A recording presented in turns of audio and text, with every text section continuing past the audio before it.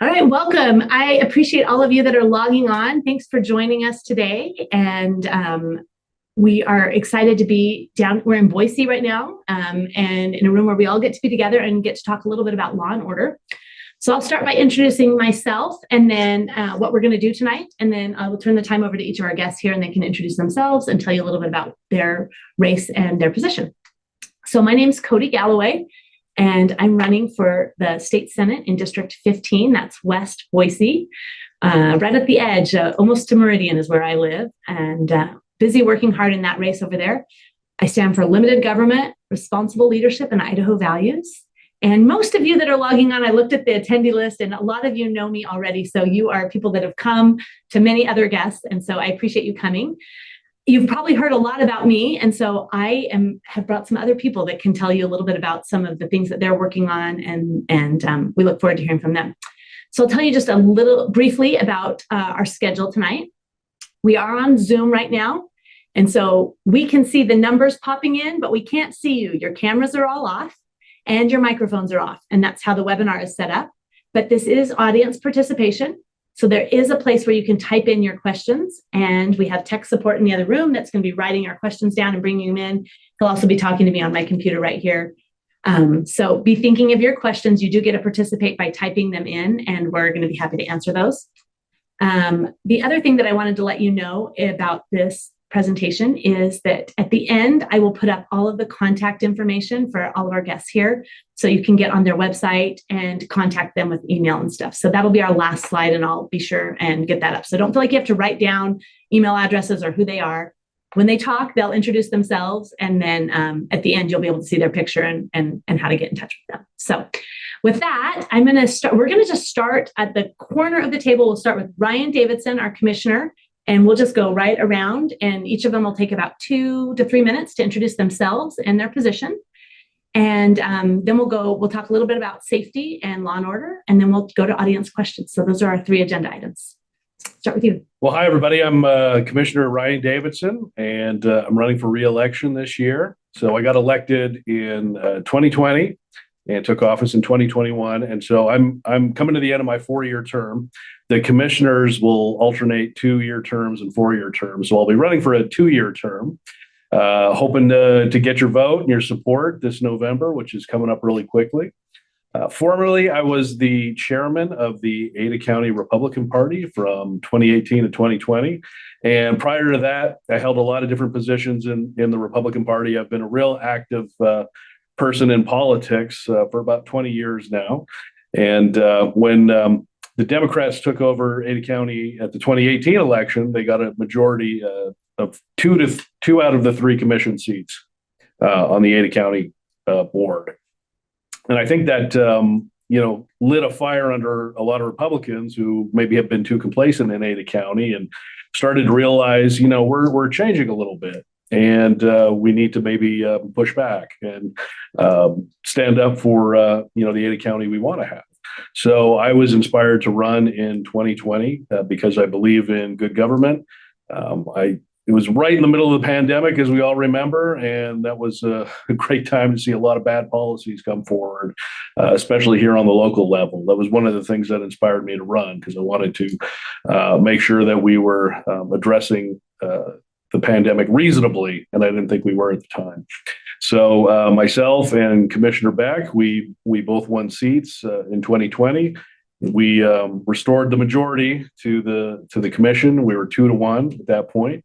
Then in 2022, Commissioner Dayley was elected. Now we're all 3 commissioners are Republican, and I think we work really, really well together. And we're doing great things at the county level, and looking forward to talking about it tonight. Thank you. Great to have you here. Commissioner Dayley, you're next. Tom Dayley.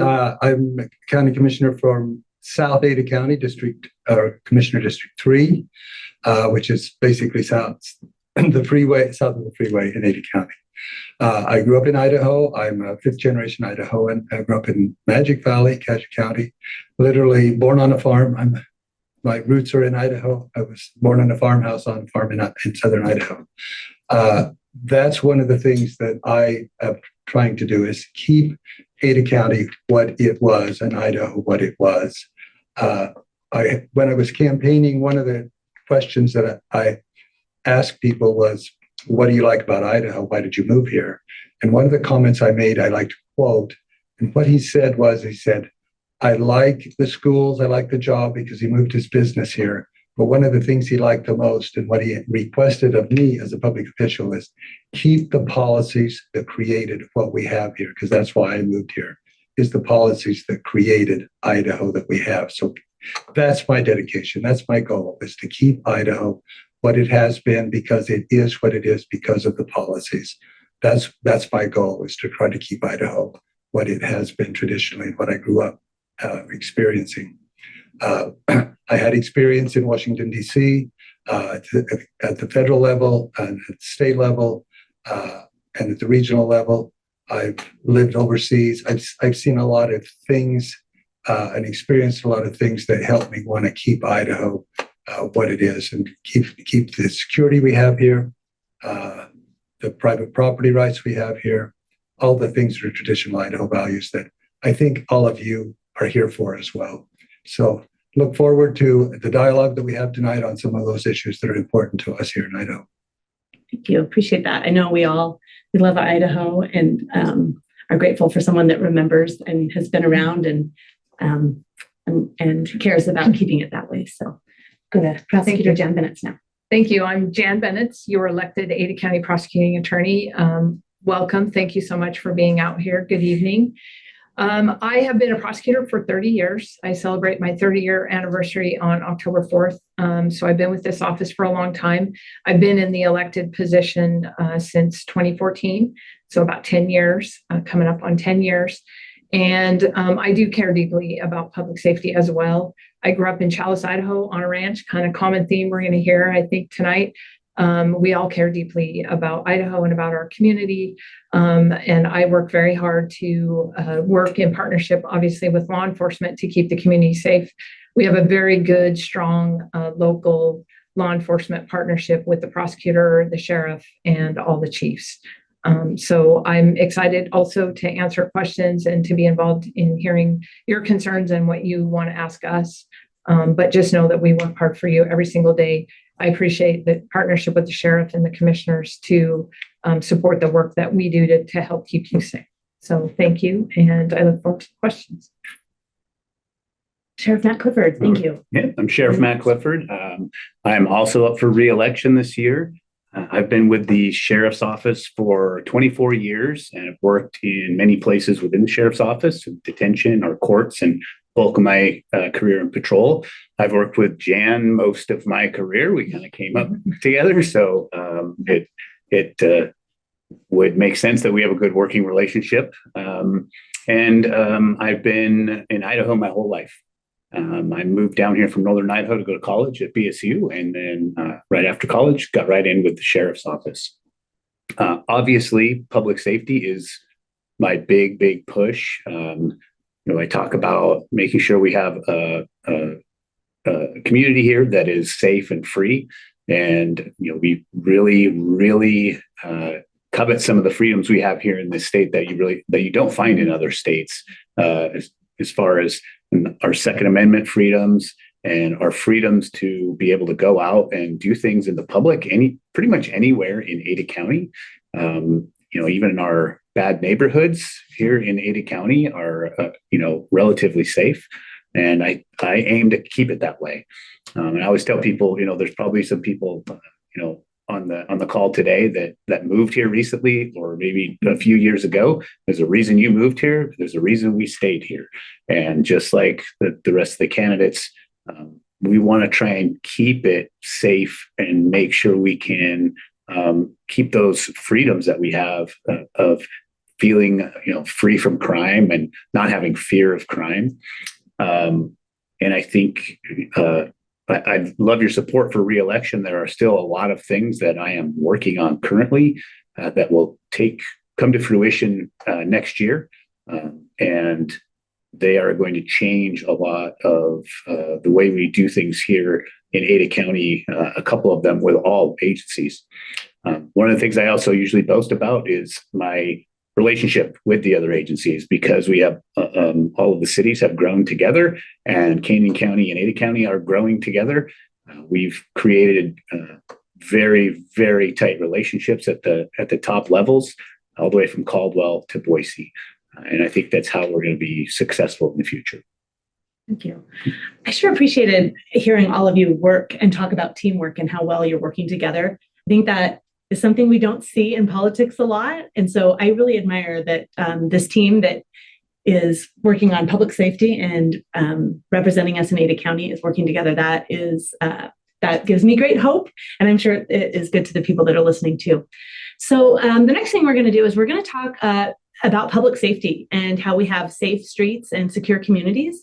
And I'm just going to give each person, maybe we'll start this table, we'll flip the script and we'll go back to Sheriff Matt Clifford and just go around the table.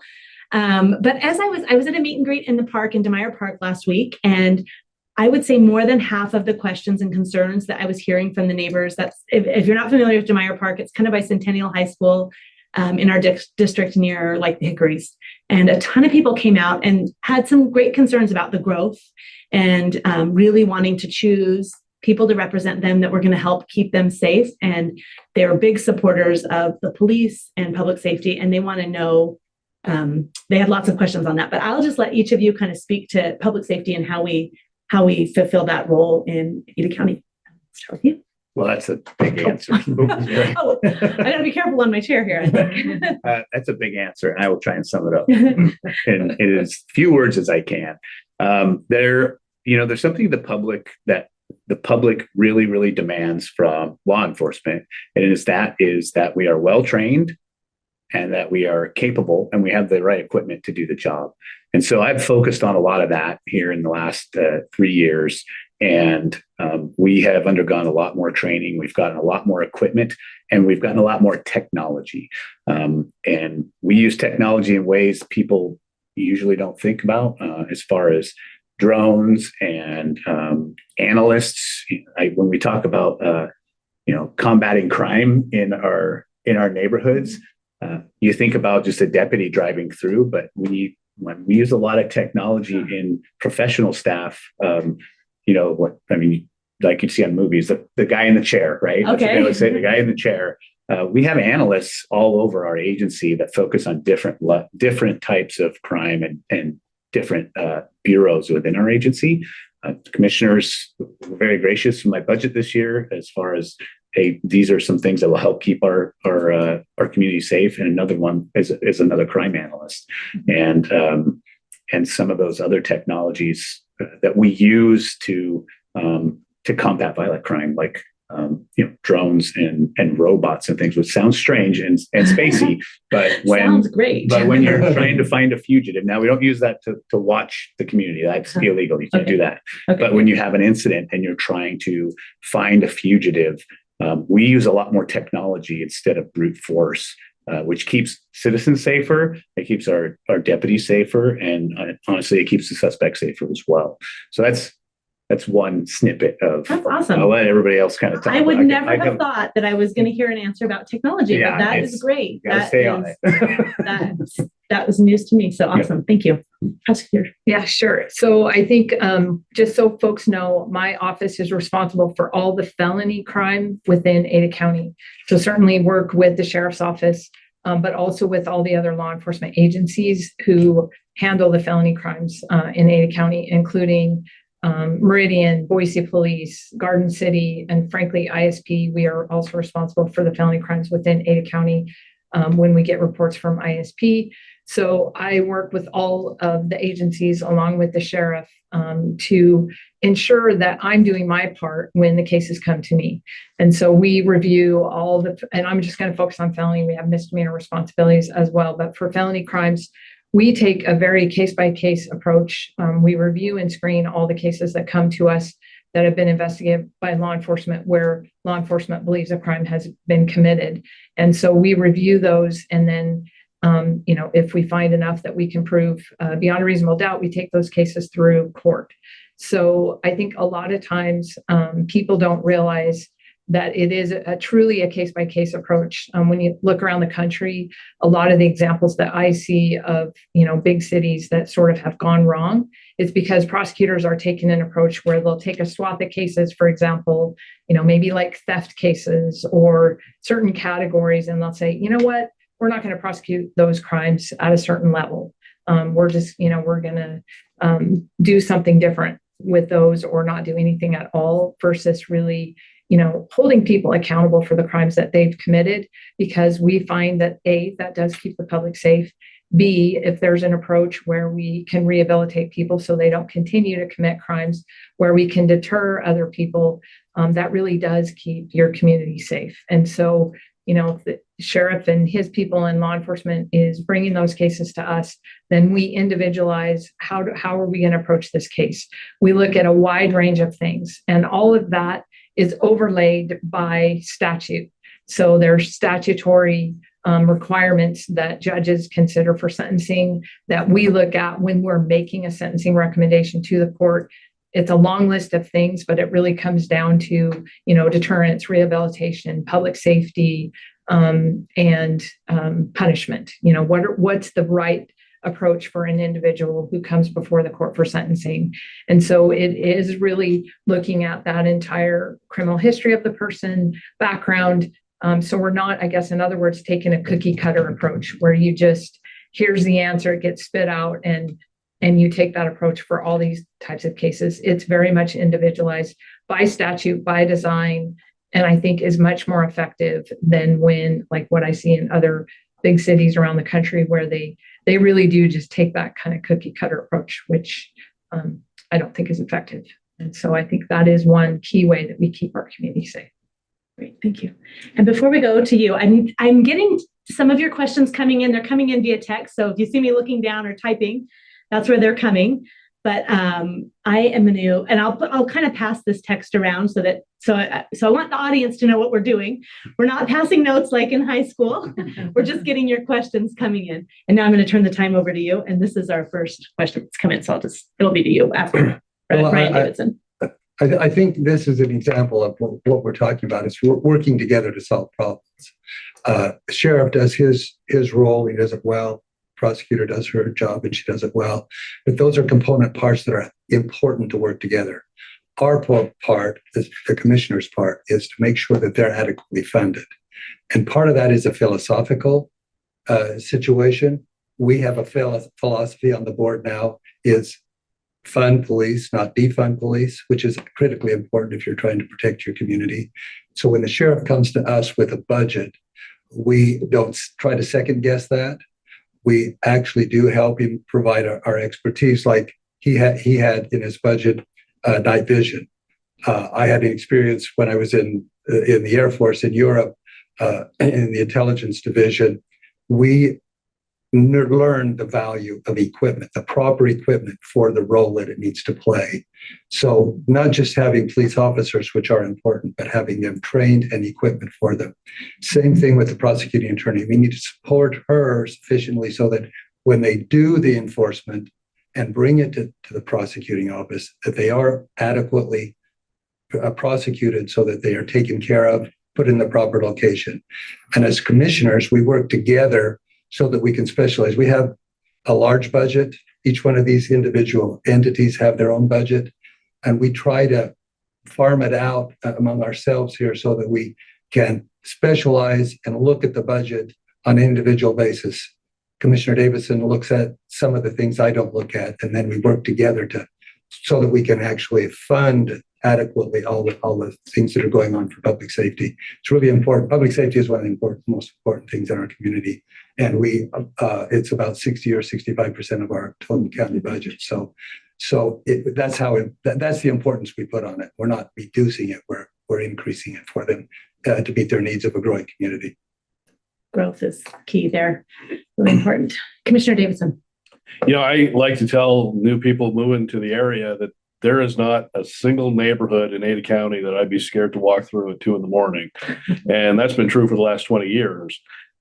So our goal is to keep it that way, because there are plenty of capital cities that there are certain neighborhoods you absolutely wouldn't want to walk through. Now, part of public safety is, dealing with the inmates that we have. Ada County Jail on average has 1,000 inmates per day.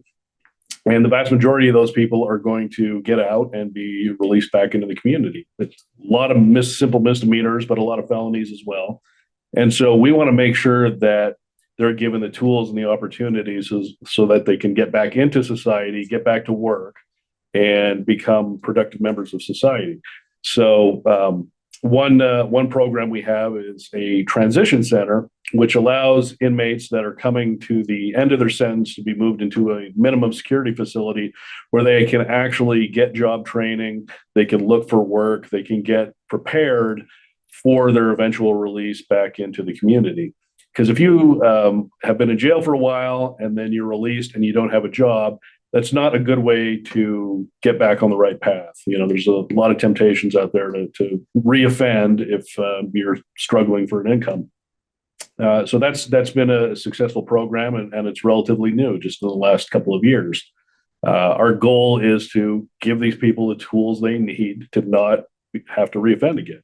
We also have a unique program called Drug Court, which is a very intensive program run by the court system that takes certain people who've been charged with drug crimes and it puts them through a very rigorous training accountability program. It can last for a year or longer, where they are held accountable for the things they've done, but they're also given the tools they need to beat addiction and start a new life when they get out. And not everybody makes it through. The scourge of addiction is that people are going to relapse a lot. But we just actually celebrated our 150th drug court graduation.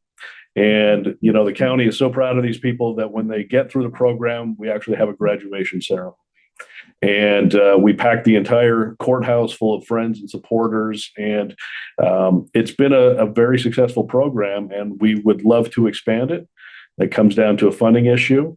But these are the types of things that we need to offer incarcerated people so that when they get out, they're not going to commit more crimes. This is a great discussion. I feel like we started at the top. I mean, that was a good order to go into. What happens with the crime? How do we prosecute it? How do we fund it? How do we make sure they have the right tools? And then how do we get them back in the community successful? So great job. It's almost like you planned it, but we didn't, I promise. Yeah, and I should say, because as we go around the room, I talk to a lot of sheriffs all over the state, and when you see this discussion happening here, it doesn't happen in every county. Okay. So you have sheriffs, elected officials that don't get along with their county commissioners, and plus, trust me, we all disagree on things, but the relationship we have gets things done, if that makes sense. That's excellent. So that's important for everyone to know as we all take our turns talking. Like we've all worked together for a little while now, and again, I disagree. We've all disagreed on things, but we still come together and get things done.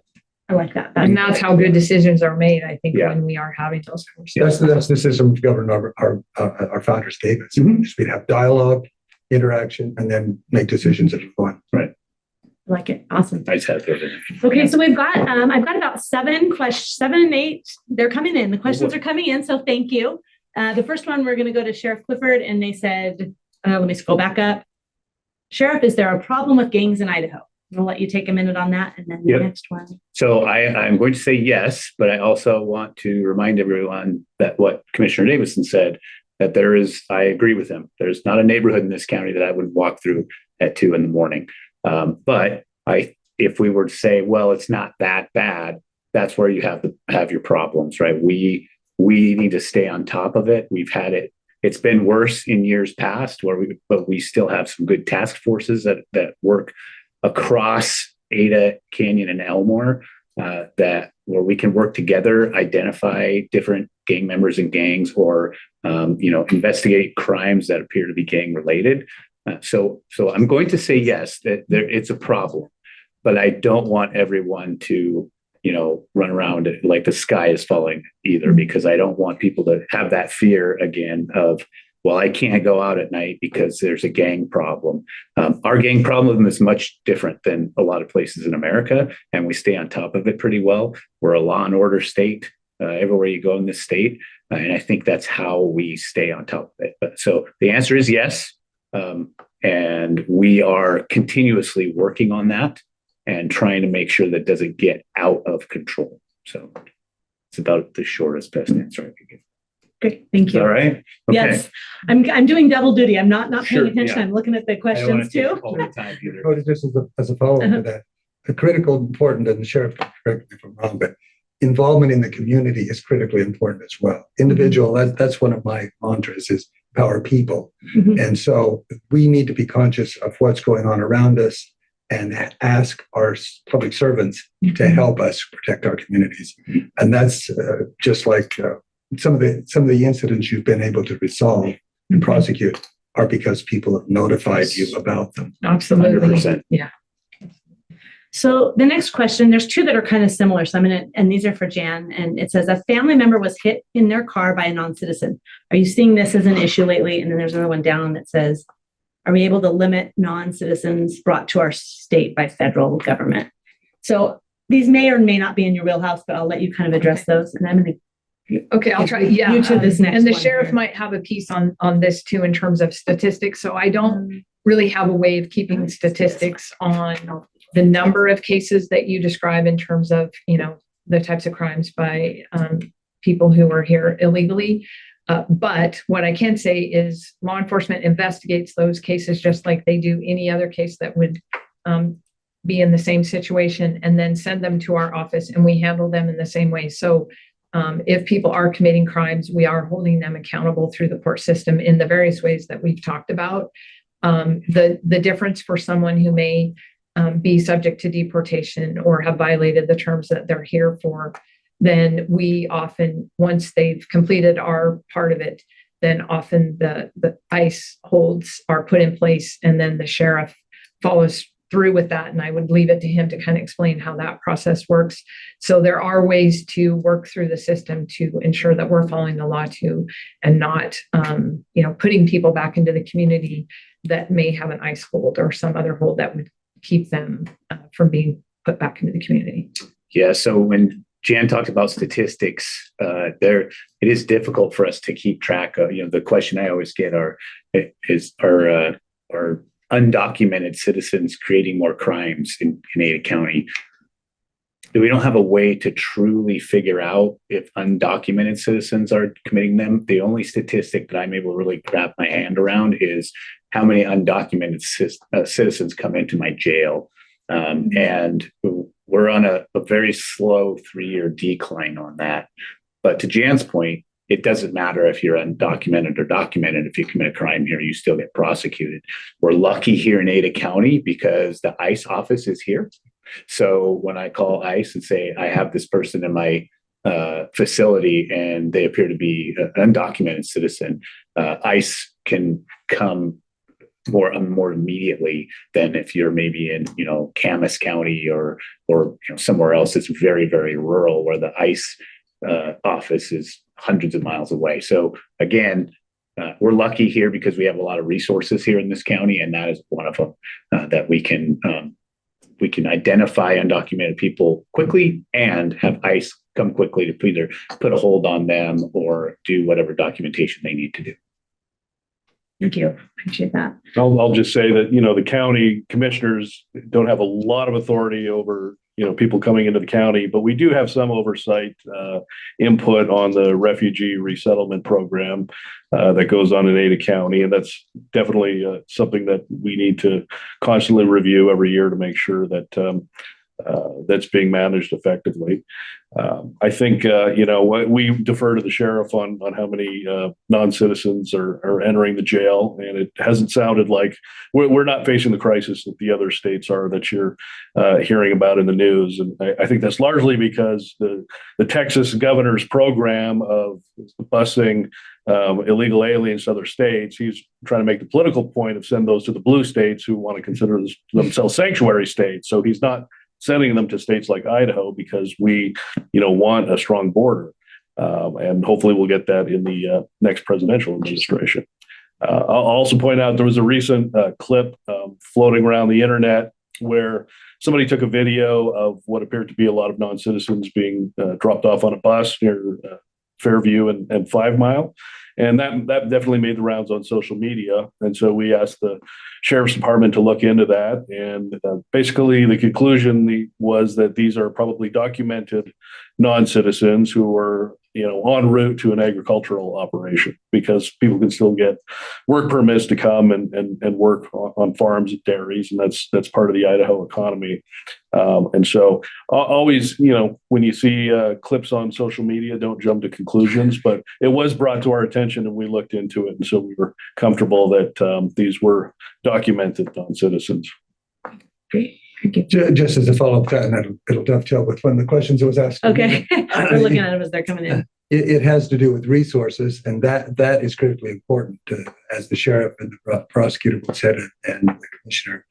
If we have the resources to, we can't create a wall. Our wall is our public safety system, which is the sheriff's office, public defender's office, as well as the prosecutor's office. So those are our wall that we can build around Ada County to keep our county safe. And speaking of resources, one of the questions that was just asked to me is about, do we have enough water in the valley? And that's one of my specialties. One of my backgrounds is in water. And basically, we live in a desert, and we get reminded of that every day or every summer when we have fires, etc. And so what we have to do in a desert is to store the water. And there are two ways we can store the water. We can store it in dams that we artificially create, or we can store the water in aquifers, which are underground, which is the natural storage area. What I've done since I've been commissioner is try to get the county and the Treasure Valley to do some studies as far as how that functions, how it works. You probably heard during the summer, the spring, that in the Upper Valley in Idaho, they were going to have 500,000 acres of agricultural land was going to be taken out of production because of the lack of coordination of how they used their water. We don't want that in our valley here. So that's what we're trying to create, is identify the resources, save them. We have statistically more water going into the Snake River, out of the Boise River, that comes out of Lucky Peak. That's because water goes through. We need to save some of that water and store it. That's what we're trying to do, is figure out how we can do that so we can restore our aquifers, because wells are going dry, and use the water that we have more effectively and efficiently. Perfect. Thank you. Did I send you a question already that I can't remember?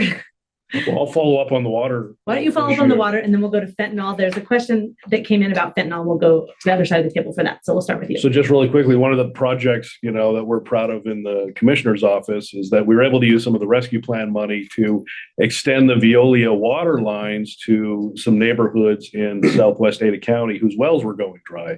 And these were neighborhoods of people who've been there, 50 years or more. When they built the wells, when they dug the wells, they dug them as deep as they needed to go for the time. But with all the new people showing up and using more groundwater, those wells were starting to go dry.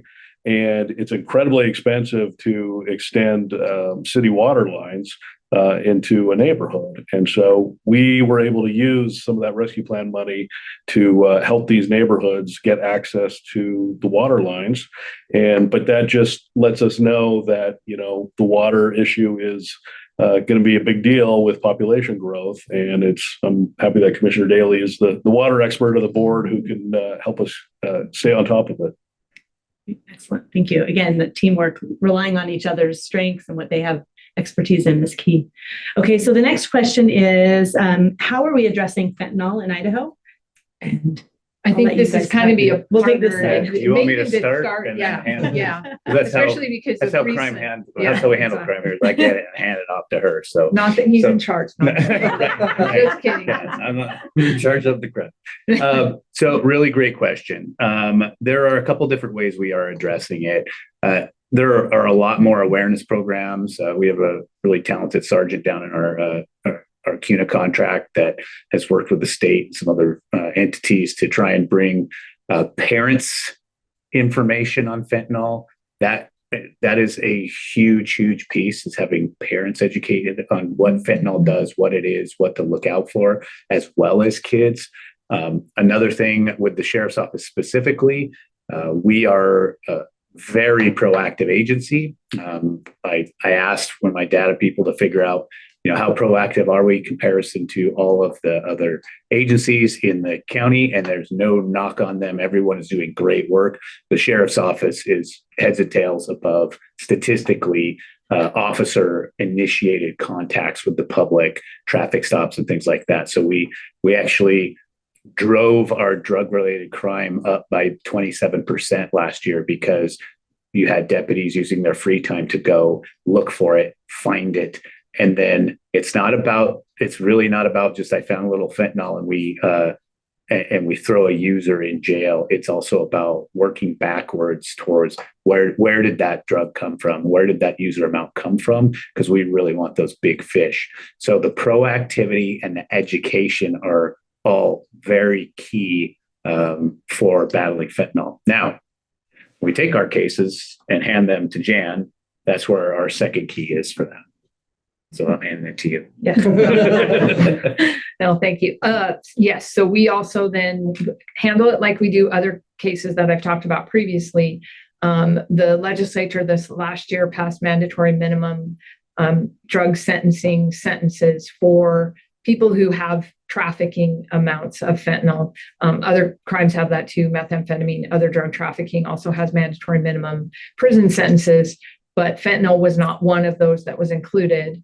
And so the legislature passed that. So depending on the amount of drugs, that's a mandatory minimum prison sentence. And what we've seen in law enforcement over the years is those mandatory minimums put kind of a bubble around Idaho because drug traffickers, the cartels and the people that are wanting to push those drugs into our state and other states literally don't come across the border because they know we have mandatory minimums. So it really does. People don't realize how much it works, but it really does work because they know what the sentences are and they're running a business. And so they know that if they get caught here with trafficking, they're going to pay a price for that by serving time. And so it is one way that we have found to protect the community, again, from fentanyl and other dangerous drugs that come into Idaho. We also work cooperatively around, and the sheriff could probably talk longer about this than we have, but also around the borders and working to keep that from coming into Idaho to begin with. And so that is a cooperative effort as well with other law enforcement agencies. And so I think that probably is all we have time for in terms of talking through all the details. All of these topics could be an hour-long discussion. Water, we could do days. Fentanyl, yes, a lot of time. Well, I think I've got a few more questions, and I thank Codi, you. Yes. If I just as a follow-up to what Jan was saying, I think we need to thank Codi for doing what she's doing. Yes, absolutely. And recognize the fact that she's running for the legislature as mandatory minimums is one that the legislature did. Those are the kinds of things we need to work together as well. We need the legislative body to be able to work with us in that way. Codi's one that will help us do that. And so we need to mention that. Yes. Yes. Thank you. Thank you. Probably the hottest race in Ada County. Yeah. Codi Galloway right now. Yeah. District 15 is, I tell people all the time on the doorsteps, this is a swing district. Get ready for the mail. It's all coming your direction. Just to follow up on the fentanyl, because the commissioners, play a role not on the law enforcement side, but the policy side. And one of the things we've worked on is to increase access to Noxalone, which is the chemical that people can carry around that will reverse somebody overdosing on fentanyl. So it's just kind of a little thing you take out and the person sniffs it. And if they're going into cardiac arrest or they're stroking out from overdosing, this immediately brings them out of it. And so we have been able to make sure that all of our EMS personnel have a supply of this, and it's basically an over-the-counter pharmaceutical. So you don't need a prescription for it. So we also try to increase access to the public to where they can just, carry it around with them. And the public really should start, looking at that as part of their first aid kit. If you have a first aid kit, throw it in your car. You may, stumble across somebody downtown Boise on the street who's collapses, and it could be a heart attack, but it could be a fentanyl overdose. And if you're able to deliver this Noxalone to them, you could save a life. Remember, a lot of people, who are doing drugs don't aren't intentionally taking fentanyl.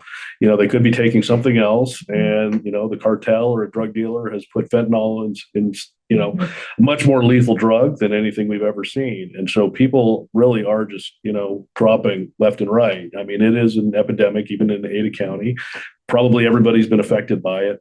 So look at acquiring some Noxalone, because you could save somebody.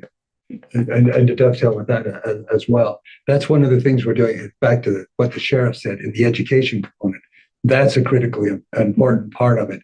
Educating people as to what they do and how they do it, because sometimes they very innocently participate and they don't even realize it. We have the bridge, which is another thing we did for the youth to help them educate themselves if they get into those kinds of situations. We created a center that bridges between, so that they don't get into the criminal justice system inadvertently, educate them and their parents so that they can, in fact, stay out of it if that's possible.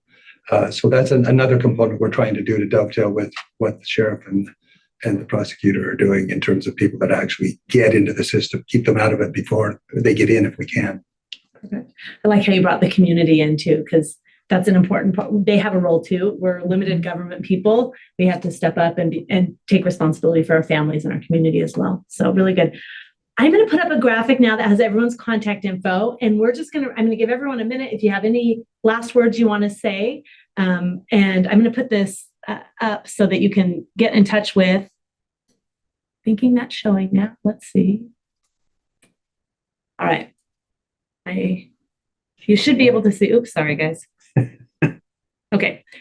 So you should be able to see now all of our guests today and their website, so that you can, I know there were several questions. There was one about red lights. There's one about human trafficking, building. So we didn't get to everyone, but thank you for coming, and go ahead and reach out to any of our guests today, and they will be happy to answer your questions, I'm sure, fully, and earn your support and earn your vote.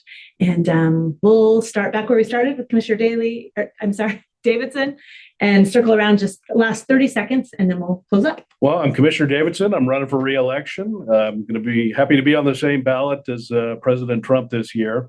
And so we're expecting a lot of people to come out and vote. It's going to be a very busy election. Feel free to request an absentee ballot or do early voting. Ada County has such an excellent elections department. We're doing some incredible stuff that we're the first people in the country to do. So we have incredibly secure elections, and everything is counted on election night. You don't have to wait another week to get election results in Idaho. I have an opponent. I'm asking for your support. If you'd like to help by donating or putting up a sign or taking out some literature for me, just go to my website, ryanforidaho.com. You can send me an email or give me a phone call. Would love to have your support. Same thing. I'll just hear to what Ryan just said as far as that's concerned, and amplify it a little bit. Make sure you go all the way down the ballot. President's up for election. He'll be at the top. And Ryan and I are close to the bottom. So make sure you go all the way down the ballot. And Cody's in between the president and us. So just make sure you focus on each one of us, and hear to what he said. We need your support, both yard signs, money, whatever. We just need your help, and make sure you vote and get 3 or 4 other people to vote with you. Yes, and not to be repetitive, but I too am running for re-election. I do have an opponent, and I'm also asking for your support. I really appreciate the opportunity to be here tonight, and happy to have you go to my website. It gives you much more information about my background, what I've done, the cases I've handled, and I just really appreciate the opportunity to ask for your vote, and I hope you have a great evening. Thank you. Yep. Again, Sheriff Matt Clifford up for re-election as well. And I would really encourage you to go to my website. I think tonight, all of my endorsements are getting posted, and you can kind of look at my track record, my, over, 2 decades of experience in law enforcement with the sheriff's office. If you don't know about the sheriff's office, it's not just policing. We talked about a tiny bit of what happens at the sheriff's office today, but you'll see endorsements from Fraternal Order of Police and the Ada County Sheriff Employee Association and all of the Republican mayors. But go to my website. Just please do some research and reach out to me if you have questions, or I could also use your support. Thank you. Perfect. Okay, so I'm getting a few more. These aren't questions, but they're good luck or good job. So I wanted to share that with the team as well. And thank everyone that's taken the time tonight to take a break from doing the dishes or running kids to baseball and get yourself educated on the people that you get to vote for on November 5th. Kudos to you. Pat yourself on the back for caring about Idaho and Boise and making sure that we get good elected officials. I will just tell you one last thing, and many of you are from District 15, that's where I am. And 6 years ago, I think it was 6 years ago, there were 6 votes that came between the winner and the loser. So if you're feeling at all like jaded by national politics or frustrated your person's not at the top of the ticket, your vote really does matter in District 15. It could come down to just 6 votes again. So take it seriously and feel free to reach out to us with any questions. Thank you. Thank Thanks, you. Kelly. Bye. Good night. Bye, everybody.